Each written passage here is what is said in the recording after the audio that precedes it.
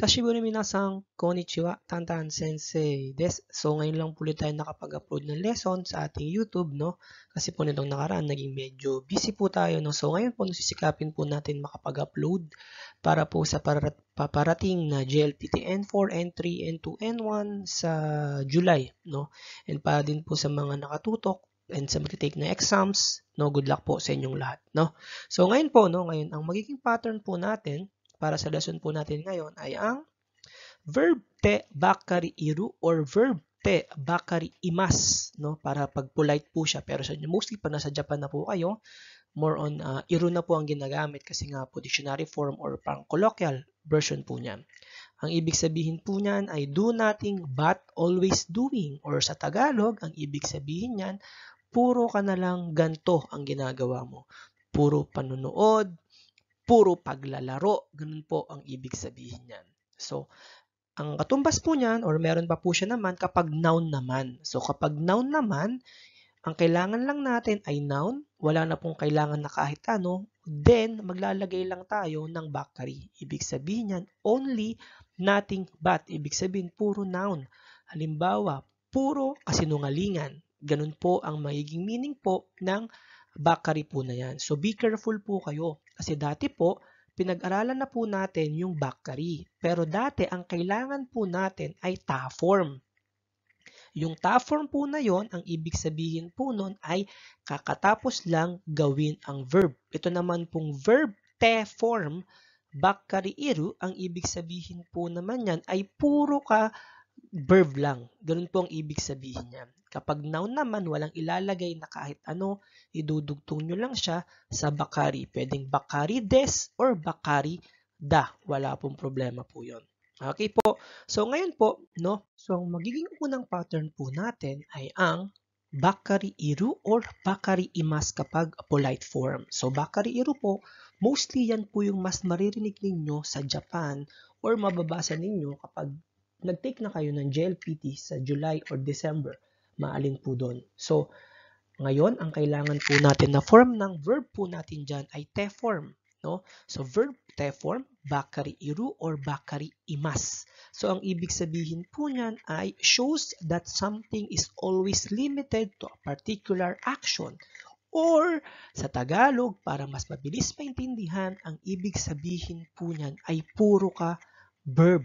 Halimbawa, sabihin natin, puro ka kain. Pwede po yung ganon.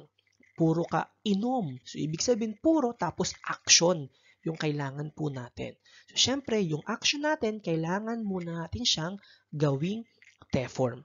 Okay? So, ngayon, ang mga example po natin ay terebi o mimas. So, terebi o mimas, ang ibig sabihin lang yan ay manonood ng TV. So, bakari iruto, mega, waruko narimasu. Yung to dyan is yung if. Kung mangyayari yung first sentence, automatic mangyayari yung second sentence. So, ngayon, para maidugtong si mimas sa bakari iru, ang kailangan natin ay te form. So, yung mimas magiging mite. So, terebi o mite bakari iruto, mega waruku narimas. So, yung mimas manonood, pero dahil ginawa na natin siyang te form at atin na po siyang idudugtong sa bakari iru, ang magiging meaning na po niyan ay ganito. Kapag puro panonood ng TV, papangit ang kondisyon ng mata or lalabo ang mata. Yun lang naman po ang ibig sabihin po nun. Okay? Next example po natin is konone ko wa nemas. Nemas, ibig sabihin matutulog. Wala pang nakadugtong na kahit ano. Pero kung halimbawa gusto mo siyang dugtungan ng bakari imas or bakari iru, maalin po yan. Pero ulitin ko po, kung pupunta kayo sa Japan, mas magandang sanay na po kayo sa mga colloquial or kaya naman plain form kasi mas ginagamit siya ng mga Japanese. So, konone ko wa nemas. Then, bakari imas. So, yung nemas, gagawin nating te form. So, yung nemas, magiging nete. So, konone ko wa nete bakari imas. Nemas, matutulog. Pero dahil dinugtong na natin siya sa bakari imas, ang magiging meaning na po niyan ay ang pusang ito ay puro tulog. So, madali siyang matandaan kasi ginagawa ng mga estudyante yan. Okay po? So, ibig sabihin, pag nagtuturo si teacher, ang mga estudyante ay puro tulog lang. Okay po? Ay, hindi. Joke lang po yon para sa inyo. Okay po. So next example po natin ay saikin, karewa, kompyuta o tsukaimasu. Tsukaimasu is gumagamit. So ngayon, tsukaimasu, atin siyang idudugtong sa bakari iru. So ulitin ko, ang kailangan dyan ay te form. So ang te form po ni tsukaimasu ay tsukatte. So ngayon, meron na tayong saikin, karewa, kompyuta o tsukatte bakari iru. So ngayon, from gagamit, siya po ay magiging ganito na yung meaning niyan. Recently, siya ay puro gamit ng computer. So, tsukay mas gagamit. Pero dahil dunugtong na natin sa te bakari iru, ang magiging meaning niyan ay puro gamit ng computer. Puro gamit. Ibig sabihin, yun lang yung ginagawa po niya. Okay? Next example po natin. Musuko wa shigoto mo shinai de asobimasu. Bakari imas. Nakapolite lang po yan. Iru imas, same lang po yan. Okay? So, asobimasu, kailangan natin siyang gawing te form kung idudugtong natin siya sa bakari imas. So, yung asobimasu po, siya po ay magiging asonde. Okay? Asobimasu, maglalaro or mag-aaliw-aliw. Yun po ang ibig sabihin yan. Pero, dahil dunugtong na natin sa bakari imas, iba na po ang magiging meaning niyan. So, ang magiging meaning na po niyan ay ganito. Ang anak na lalaki ay hindi nagtatrabaho. Sa halip, siya ay puro laro. Saan po nanggaling yung sa halip? Siya po yung naide tapos sentence 2. Okay? Meron din po tayong video po niyan. So ngayon, puro laro or puro aliw. Yan po yung asobimasu. Naging asonde bakari imas. Okay po. Next naman po natin, amai tabemono o tabemasu bakari iruto. So, tingnan nyo po, no, meron na naman tayong to. No, kasi nga, if mangyayari yung first sentence, automatic mangyayari yung second sentence. So, amay tabemono o tabemas. Tabemas is kakain. So, atin siyang idudugtong sa bakari iru. Yung tabemas, magiging tabete. So, meron na tayong tabete, bakari iru. Tabemas is kakain. Pero, dahil dinugtong na natin sa te bakari iru, ang magiging meaning na po niyan ay kung puro kain ka ng matatamis na pagkain, tataba ka. Okay po, syempre, especially no, sa mga sexy, no, wag po kayo puro kain. No? So, tandaan po ninyo, no, te bakari iru. So, mahalaga po siya, especially kung nahihirapan po kayo sa dokkay. Sa dokkay po kasi, kung maaalala po ninyo, meron po doon yung may mga stars. So, mahalaga po na alam po ninyo kung paano yung pagkakasunod-sunod. So, ulitin ko po, dati meron tayong ta form bakari, ngayon naman po te form po siya. Iba yung ta form bakari kasi kakatapos lang, iba din yung te form bakari kasi ang magiging meaning niyan ay puro ka verb, puro ka action. Yun po ang magiging ibig sabihin niyan. Okay po.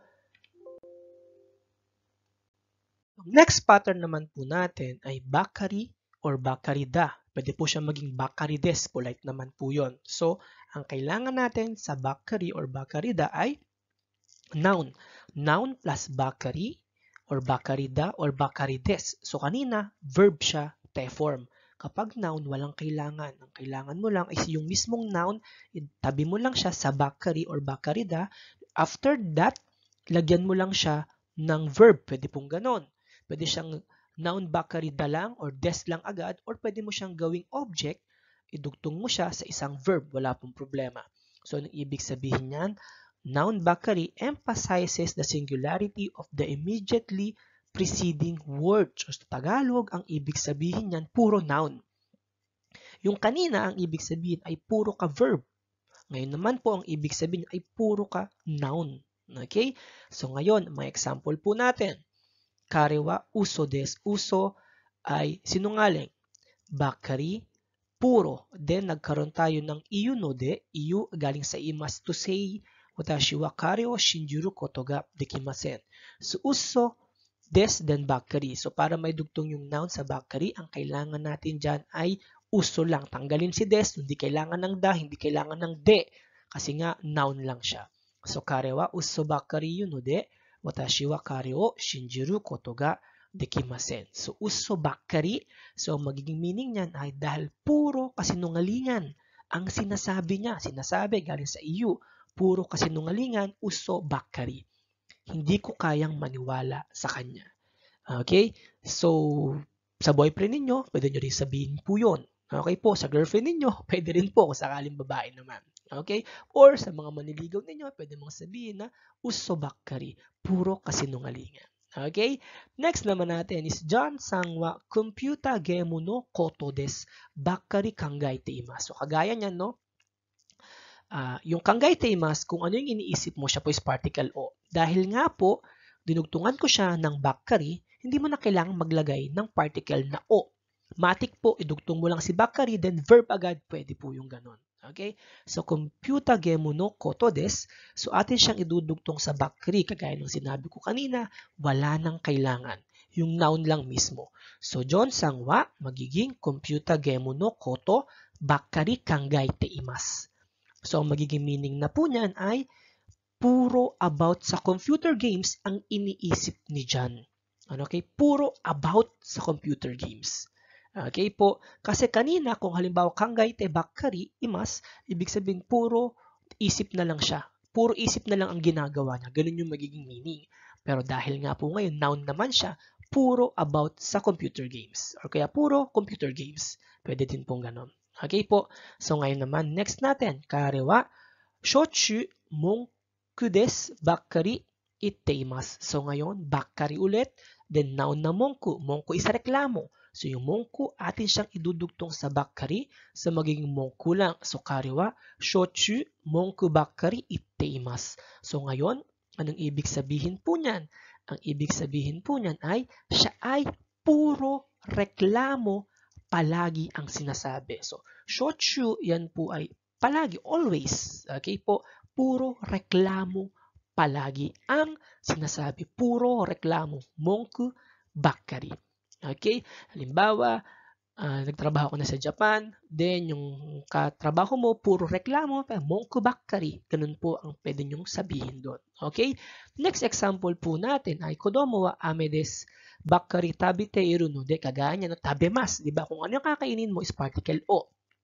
Pero dahil nga meron tayong bakari, kailangan natin tanggalin si particle o na po agad. Imbis na ame o, tabite iru no de, so pwede mo na lang siyang ame des, magiging ame. So, kodomo wa ame bakari tabite iru no de, mushiba ni naranai ka do ka shinpai shite imasu. So, mushiba ay sirang ngipin. Okay po? So, ame bakari tabite iru. Ame bakari. So, ame, yan ay candy.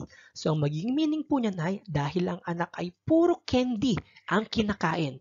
Kanina, meron tayong tabite bakari. Ibig sabihin, puro kain. Ngayon naman, puro noun lang. Puro candy ang kinakain, nag-aalala ako kung magkakasira ang ngipin niya or hindi. Yun po ang magiging meaning po niyan. Ulitin ko po ha, magkaiba si te bakari kay noun bakari. Kasi yung noun, puro noun. Yung isa naman, puro action. Yun lang yung ginagawa mo. Yung isa naman, puro noun ka naman. Halimbawa, sabihin natin, kare wa, biru bakari nonde imasu. Ibig sabihin, siya ay puro beer ang iniinom. Pwede pong ganun po ang sentence po ninyo. So, ulitin ko po. Meron tayong te bakari iru or te bakari imasu. Then, meron din po tayong noun bakari da or noun bakari des. Kung halimbawang polite naman po siya. So, be careful po kayo minasang, especially sa dokkay kapag mag-exam po kayo. Tingnan nyo po mabuti kung ano ba yung pwede kong idugtong sa bakari. Paano ko siya ilalagay? Te-form ba ang kailangan nating mauna? Noun ba yung kailangan nating mauna? Be careful kayo kasi nakakalito na siya pagdating mismo ng dokkay po. Okay po. So yun lang po minasang. Maraming salamat po sa panonood po palagi ninyo sa mga videos po natin. And kung sakaling may time po kayo, pwede nyo pong i-follow yung aking TikTok. No? Search nyo lang po Tantan Sensei. So iniisip ko kasing mag-upload ng mga kanji about sa N4 or N5 na mga possible na lumabas po sa mga JLPT or JFT exams kung sakasakali po. So yun lang po minasang, mitte kurite, arigato gozaimasu.